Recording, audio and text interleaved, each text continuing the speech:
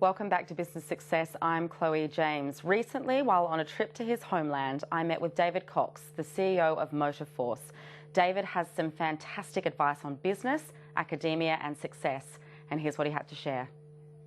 We saw a chance in the market to operate regional and international loyalty programs.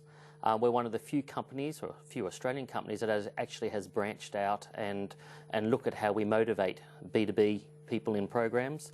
And we've developed that into doing enablement, analytics and research, and really assisting companies in being able to motivate and shape behaviour within the channel.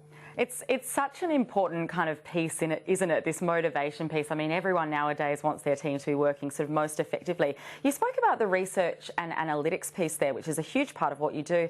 How important is research and analytics to, I guess, every business in Australia today? Yeah, look, it really is the plasma that drives customer acquisition, loyalty, and marketing. We collect so much information in our loyalty programs, and from taking that, we have to be able to use it. And our idea is to try and use this information so that we can predict behaviour. We want to stop variety-seeking behaviour. We want people to be able to come to our programs first and choose us or our clients choose their products before they go and start looking at what competitors may offer in the marketplace.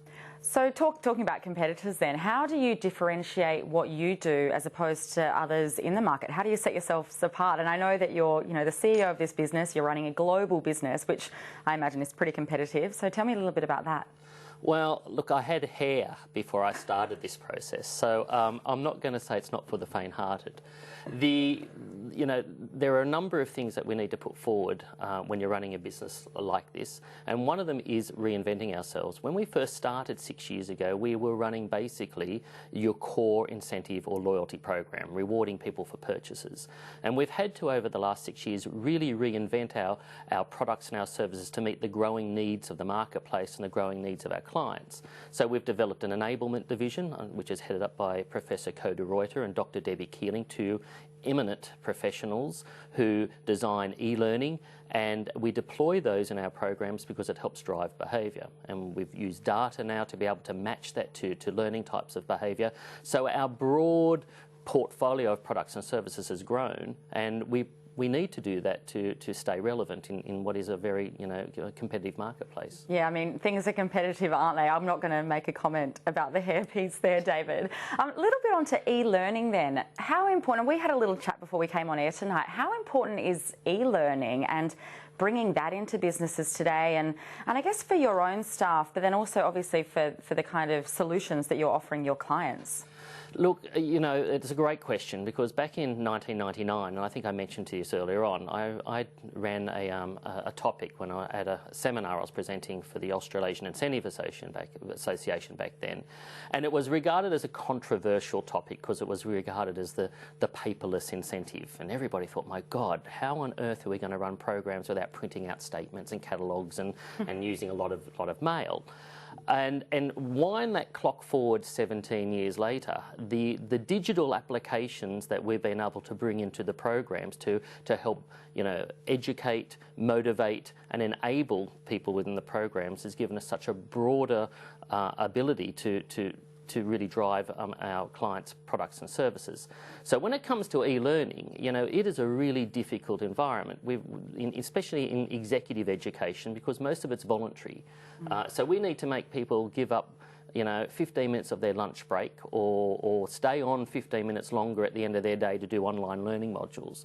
So we have to be able to put them and build them in such a way that's going to drive that motivation to complete it and to drive the efficacy in learning.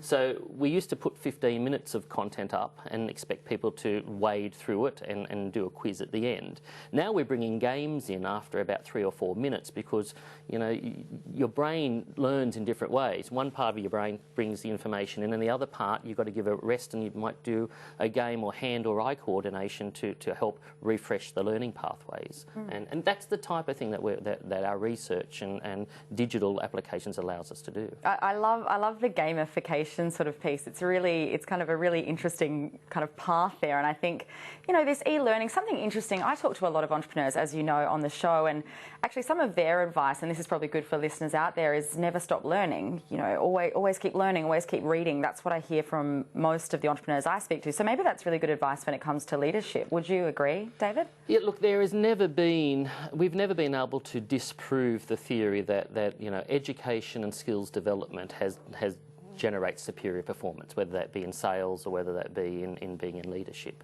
at the end of the day. We've never been able to disprove that. Of course, you're going to have the odd maverick that might decide to break every rule, but our programs and what we do in business is to try and cater to the majority. They're the people who will push the needle when you want to be able to drive the numbers for your business.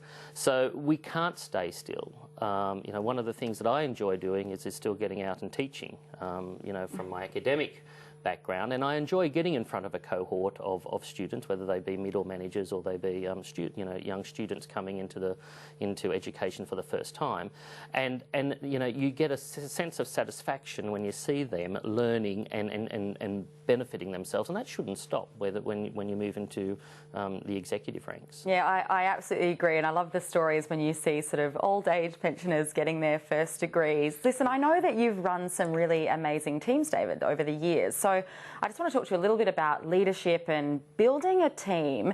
You're based in the UK, and you've obviously got teams all over the world. How do you lead them? How do you build a really great team in sort of today's business environment when things are changing so much in the business world?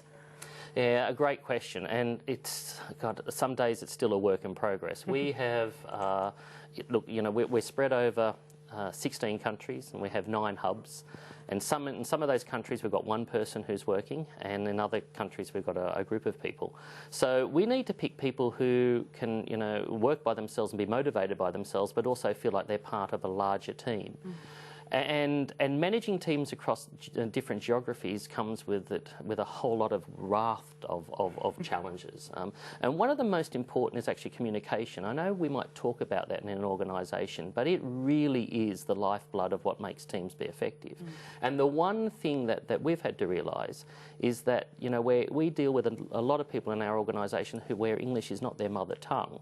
So I've had to stress to the Australians and the English, you know, to drop the colloquialisms, to drop the urban, you know, conversations, because you just cannot, you know, get to a point where you assume somebody is actually going to interpret what you're saying effectively.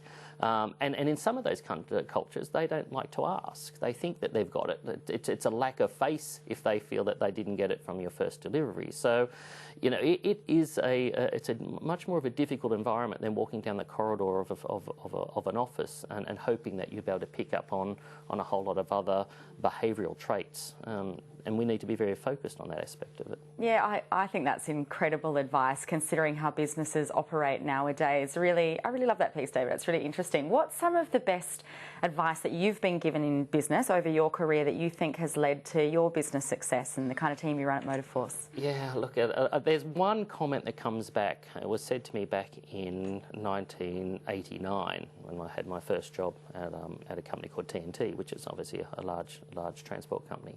And my boss, Ron Ward, who I walked into, and I was, you know, I had hair and I was wet behind the ears and I was ready to sort of impress.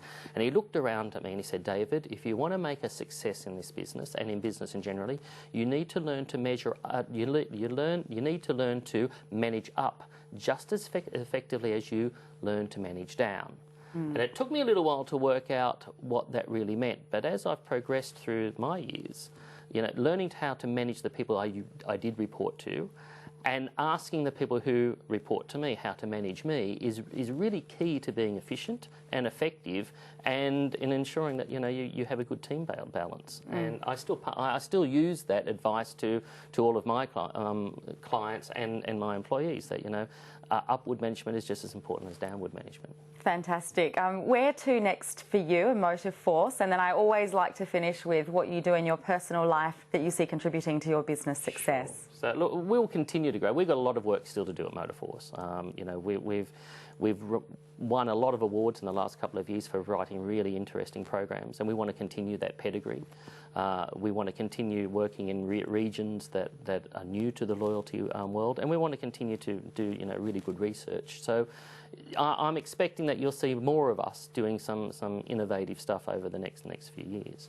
In respect to personal, as I said, I mentioned earlier on that I do like to get in front of some of the academic world. I like to lecture occasionally. It sort of is a nice break from the business world. I do go to the theatre. I'm fortunate enough to live in London, so I try and go to the theatre once a week. It's a really good way to be able to close off for 2 hours and become, and enjoy something that's very remote from what you might do day to day. Some great advice from David Cox there. That's it from me for another week. Thanks to my guests, and of course, thank you for watching. 2 more guests next week in the studio with me. See you then.